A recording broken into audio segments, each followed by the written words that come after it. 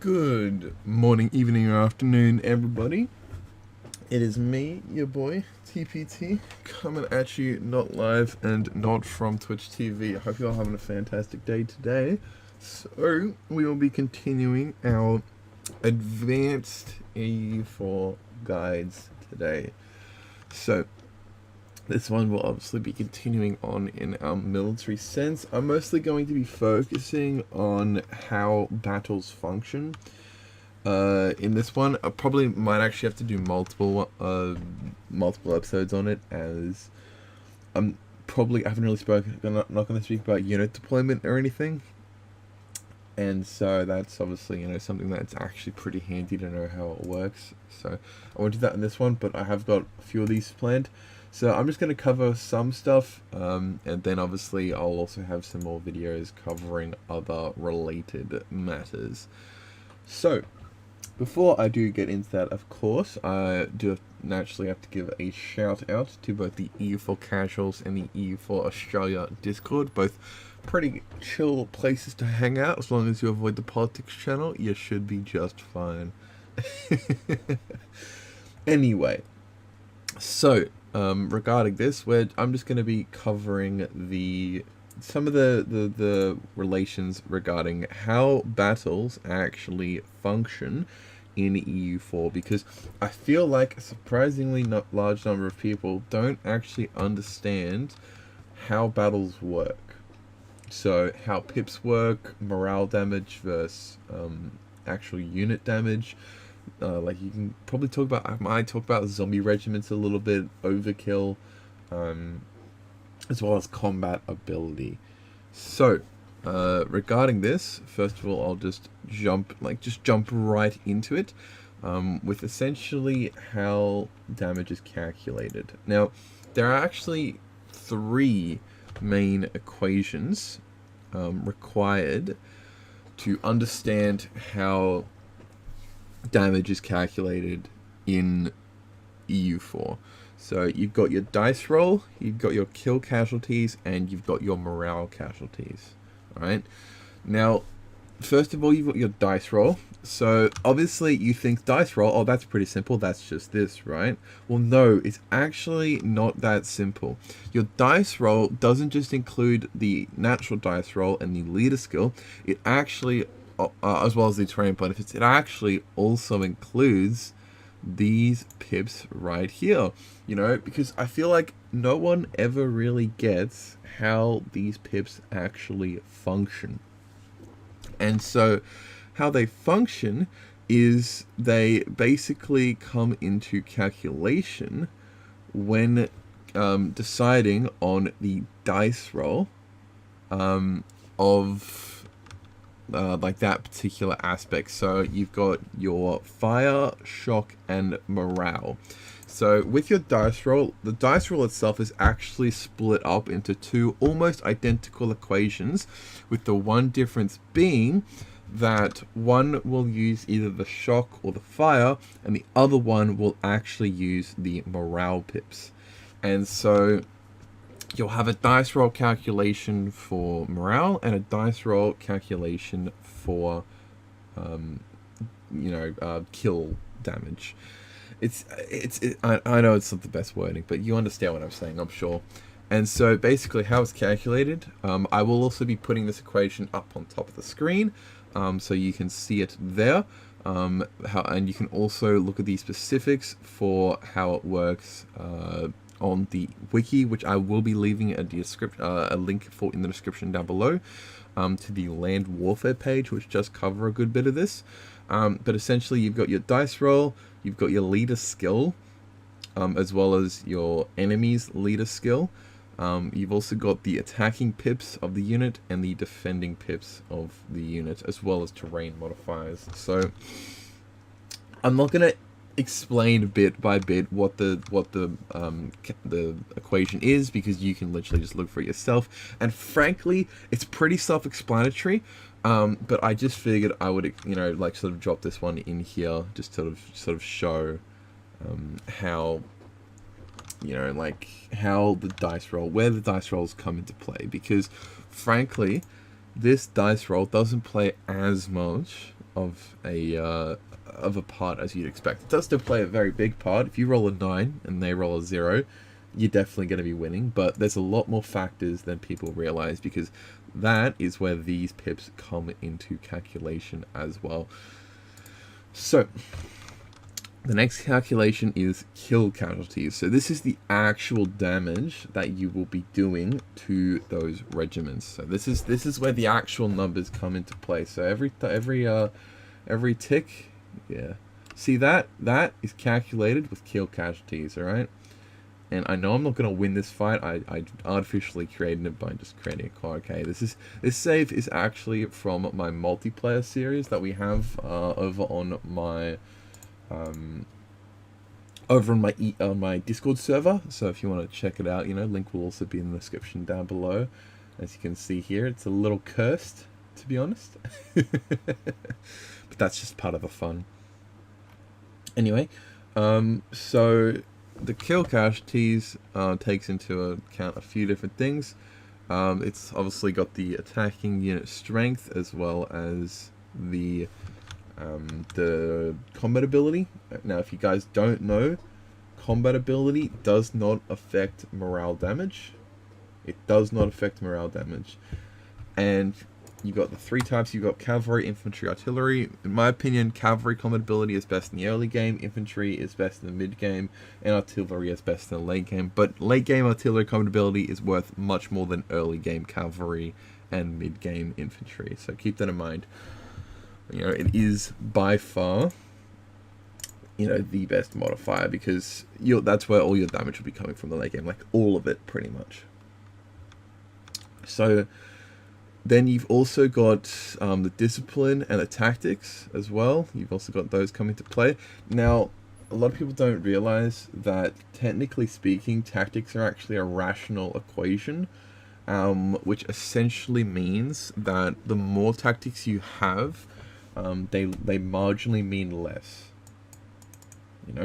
So it's not really too much to worry about, because the change isn't too big, but it is something interesting to note, is it's actually a rational equation.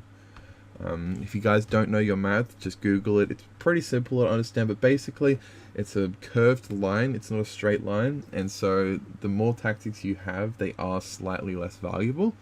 But frankly, like, I did the maths on it, and it's not really that big of a difference. So I'm not gonna give you the specifics, but it's really not that big of a difference. Discipline is still really overpowered. Something else which a lot of people don't know about, but casualties is actually increased by 1% per day. So if we have a look, all right, so we take, what's this, 329 casualties, all right, 331. See, look at that, it went up by 2. Now, not quite 1% obviously, but that's because there's other modifiers, but the casualties go up by around 1% per day. So if you have a battle that goes on for a period of, say, a year, you're really going to be ramping up those casualties by the end of it, and you'll also be, taking and dealing extra casualties too. So it is something to keep in mind, that the longer a battle goes on, the more costly it will become. Regardless of dice rolls, it will become more costly. Although obviously, like, you can get lucky, and if you roll like 6 9s in a row, it's probably not going to be the end of the world. But just something to keep in mind if you're really looking at like min-maxing it and that. So additionally, this is also where the fire and shock damage comes in too, is in the kill casualties. But once again, fire and shock damage does not affect morale damage. Alright, so keep that in mind. Fire and shock and combat ability, both of them do not affect morale damage. They will affect the number of units you kill, but they will not directly affect it. So there is a little bit of an indirect effect in regards to the casualties you're dealing, but they don't actually play a direct role in the calculation for moral damage. Now, speaking of which, obviously we have to discuss moral damage. Now, I will put up the equation on the wiki, okay? However, okay, keep in mind that no one not even Paradox themselves, is actually aware of exactly how morale damage is calculated. This is only an estimate. Right? No one is actually sure exactly how it functions. This is a relative guess based on Paradox input as well as testing. Alright, so keep that in mind. This is not a be-all end-all. It is a rough estimate on how it works. Alright, so anyway, but obviously we do still know some of the components. Like I said, you know, like morale, we know for a fact that combat ability and fire and shock damage don't affect morale damage. It's purely, it's more or less based off of the casualties taken in the battle, as well as a base morale damage per day tick.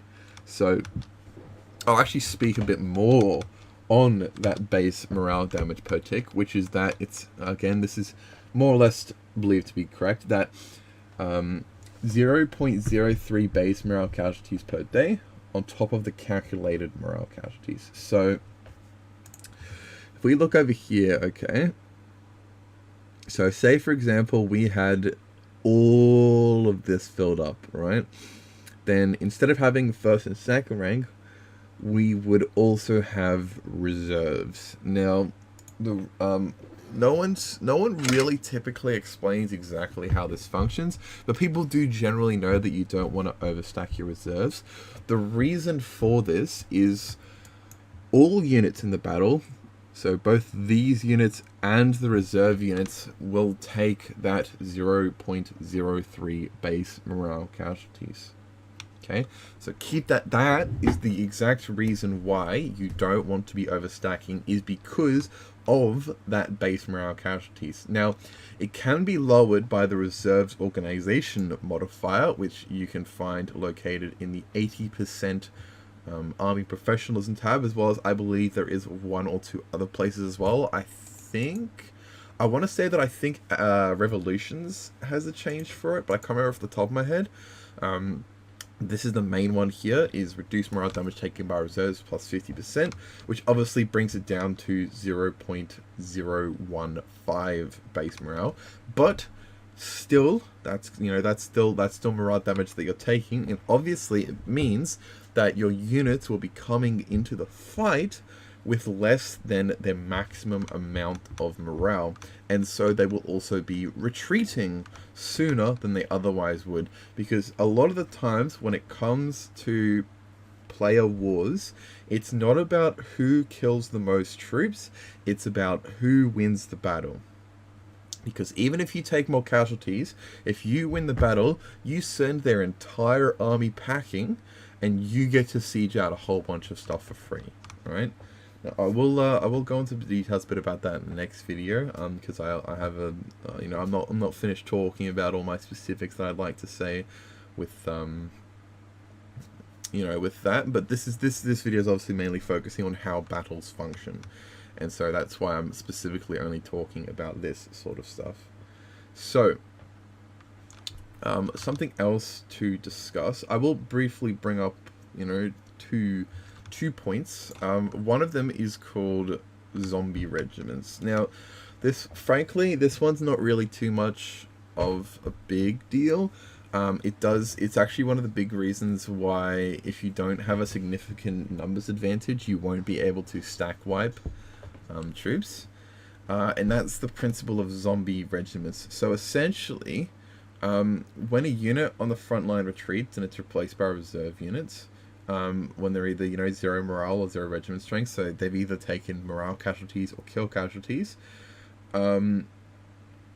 If you're taking more kill casualties than morale casualties, and the regiment strength reaches 0 before the morale does, this is before the 12-day cutoff of a stack wipe, that 0 strength regiment will actually stay on the front lines until after those initial 12 days have passed, even if it then reaches 0 morale after that point. As long as it reaches 0 casualties first, it will actually stay on the front lines until that entire period has passed, in which case it will then pull out. However, the reason that's really important is because if you're trying to stack wipe an army and its regiment count reaches 0 before its morale reaches 0, it will essentially take up one of these slots on the front line, which will then cause the rest of the army to take decreased damage over that first 12-day period,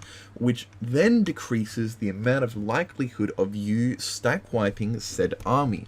So it's not really, frankly, it's not too important, but it is something, you know, like that you need to consider. It's one of, again, it's a big reason why an obvious stack wipe may not necessarily equal a stack wipe.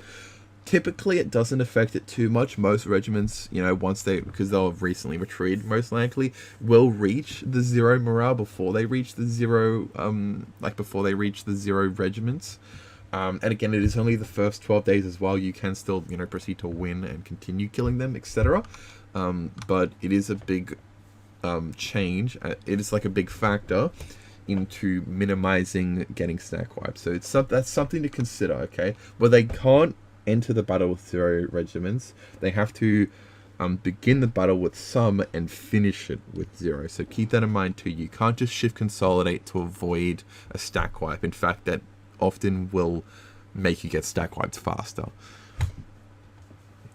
And lastly, I also just wanted to have a brief mention regarding lack of overkill, which you can, again, a lot of the stuff is up on the wiki, but I figured I'd at least try and explain it a bit better, because I feel like the wiki is very, you know, and I feel like it doesn't always go into as much details as it should, and it doesn't give you like a practical example. So basically, so say for example, I deal 100 kill casualties to this regiment here, but the regiment only has 50 units left. Well, if I'm dealing 100 casualties to that regiment and it only has 50 left, the excess kills will not be distributed among the remaining regiments. Okay, so if this regiment, okay, say this regiment has 0.01 morale, and I hit it for like 0.5, okay? It will absorb that full day of morale before pulling back. So it will absorb the full period of that morale damage, even if it only has a fraction left. And that can also be why you'll occasionally see days in which the number of troops killed is less than expected, you know. So I'll see if I can find, you know, see that right there? See how the casualties drop? It's because one of those, I'm pretty sure, I think I saw it there, one of the regiments was less than the damage done to it, and so because it absorbed the full period without actually distributing onto regiments. So that is something to consider. But look, I will just finish that one up for today. I think I've covered mostly everything on how battles function. If I've missed anything, I'll cover it in the next video that I'm doing. But I feel like I've probably more or less covered everything that you need to know regarding the basics of, I wouldn't say the basics though, but regarding generally how battles function, except for deployment, which is something which I'll be covering in the next video, because deployment, honestly, deployment's almost a video of its own, because it's quite complicated. And it actually changes depending upon how many units there are in your army and stuff. Like if it's a large one or a small one, you've also got cannons and that, etc. And you can, there is also some cheese, which I might talk about how to cheese your deployment, but probably won't. But either way, I hope you guys have enjoyed. If you did, be sure to hit that subscribe button down below. Be sure to check out all the links in the description below for both E4 Casuals, E4 Australia, as well as my Twitch and Discord. If you have any questions at all, or if you'd like to give your own input, I welcome input, particularly on the advanced guides, because, you know, I know that there's probably a lot of veterans in the community watching this, so if I may have said something a little incorrect, you know, please let me know, and I can always issue a correction in the video. So until then, I hope you guys have enjoyed, and I will see you all next time. Peace. Oh, also link in the description down below for the EU4 guide, for the EU4 wiki. Ciao.